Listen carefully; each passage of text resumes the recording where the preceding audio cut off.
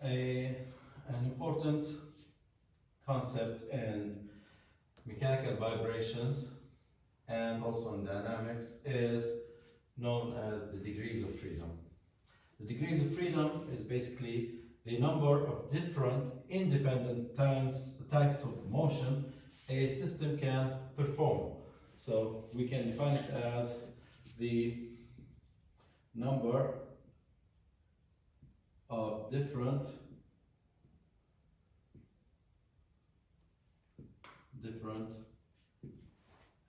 and independent, that's important, independent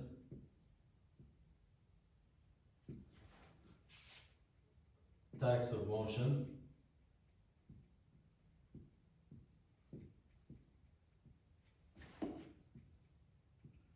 a system can perform.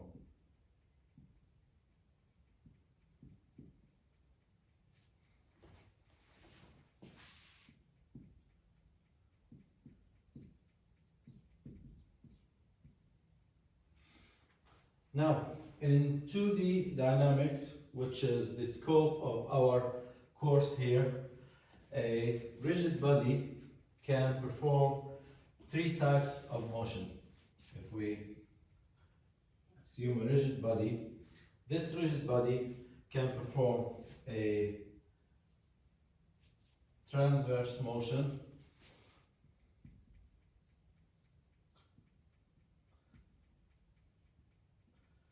and a lateral motion,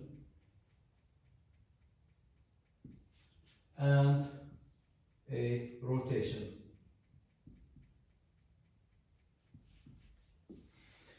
And Cartesian coordinates, which are the most common, x, y, this is known as the x motion, the y motion, and some rotation about the z-axis, which can be described as theta.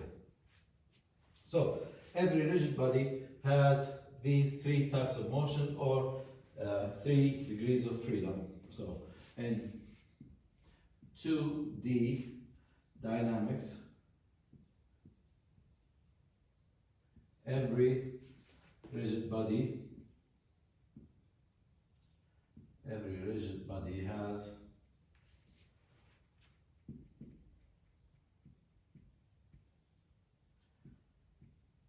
has 3 degrees of freedom.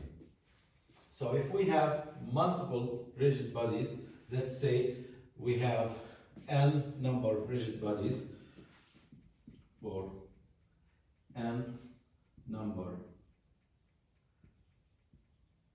of rigid bodies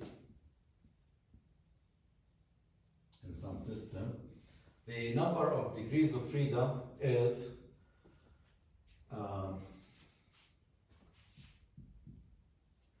number of degrees of freedom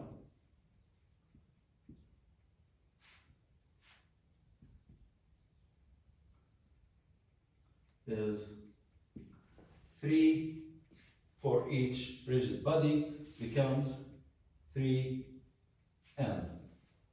Now, these are the what we call unconstrained degrees of freedom. These are the general motions that these n number of bodies can perform. But now, in mechanical systems, there might be some constraints that prevent certain bodies from performing certain motions. So we would have to subtract these constraints from the general degrees of freedom to get the total constrained degrees of freedom. For example, now if we look at a simple mass spring system on a roller,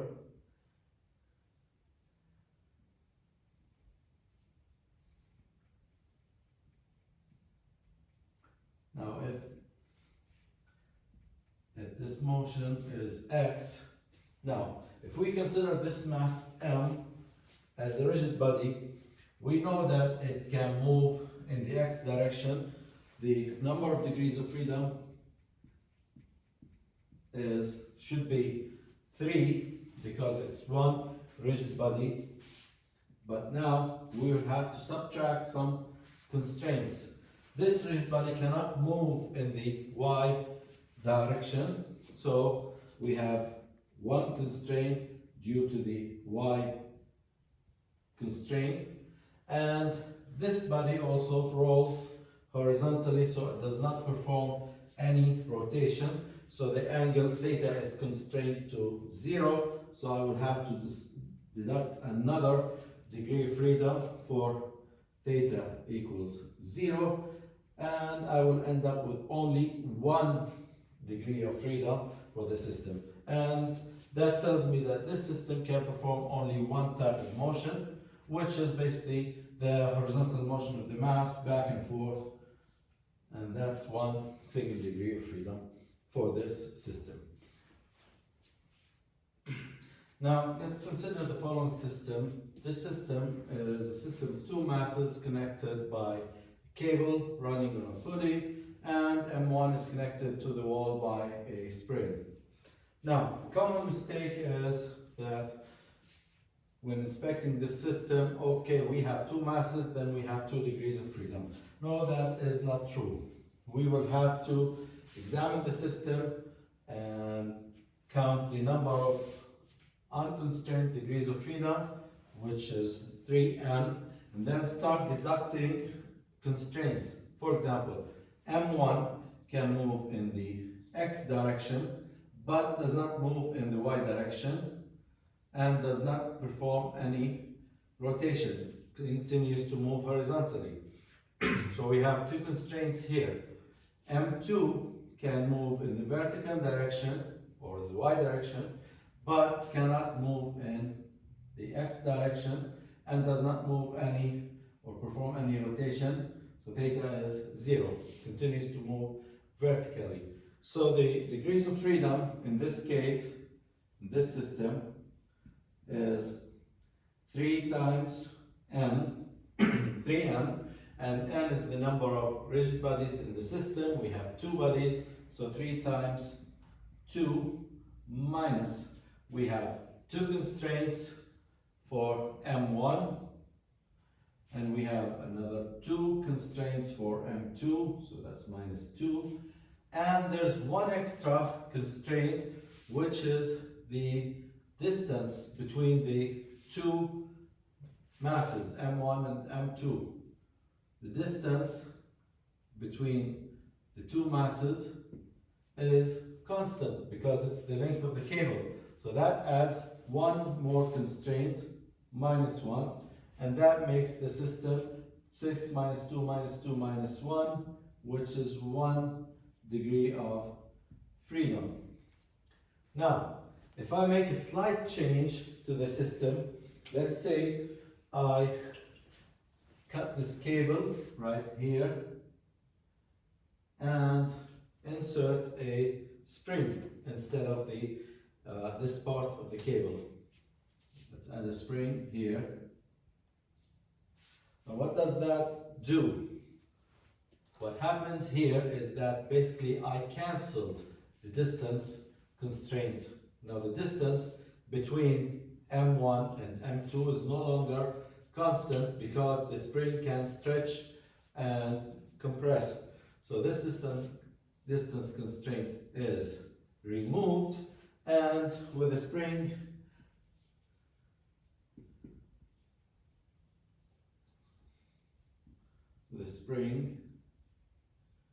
the degrees of freedom will equal to 3 times 2 minus the 2 constraints for M1 minus 2 the 2 constraints for M2, and there's no more distance constraint, so that I will end up with only 2 degrees of freedom system.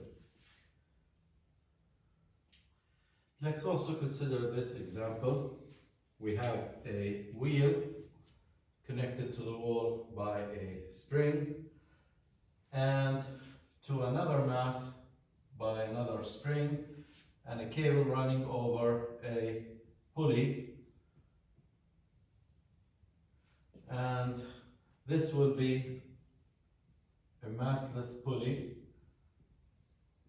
which means that I can ignore its presence. So I will only have this wheel and this mass. And let's see what the total number of degrees of freedom here are. I have two rigid bodies in the system. I will have to also say that when the wheel rolls over this surface, there will be no slipping. This is a no-slip surface. The no-slip surface will add a constraint that we will find out right now. So I have 2 degrees of freedom, 2 rigid bodies. So the degrees of freedom, the unconstrained, are 3 times the number of rigid bodies. So that's 3 times 2. And let's look at the constraints. This wheel can move in the X direction, but cannot move in the Y direction. So that's one constraint. Now, compared to this example, this wheel can rotate, unlike mass 1 in this example. So I do not have a theta constraint here. So I only have one constraint, which is y equals 0 for rigid body 1. For rigid body 2, the mass can move in the vertical direction or in the y direction, but does not move in the x direction. So that's one constraint. And it rolls without rotation. So that makes theta equals 0, and that's 2 more constraints. So is that a 3 degrees of freedom system? We have 3 times 2 minus 1 minus 2, that's 3. But no, there's one more constraint, which is the no slipping condition. Okay, when the wheel rolls on a surface, we know from dynamics that if I have a rolling motion, when this wheel rolls distance x, then this distance is the length of this arc. X is equal to, for radius r and rolling angle theta, x is r times theta. So now there's a constraint relation between the x motion here and the rotational motion here. This constraint, the no slipping condition, says that x is r times theta, and that's one more constraint, constraining the relation between the two motions, x and theta. So I will end up with one extra constraint. So now the total number of constraints is 3 times 2 minus 1 for the y0, minus 2 for the x and theta constraints here, and minus another 1 for the no slipping condition, and I will end up with 2 degrees of freedom system.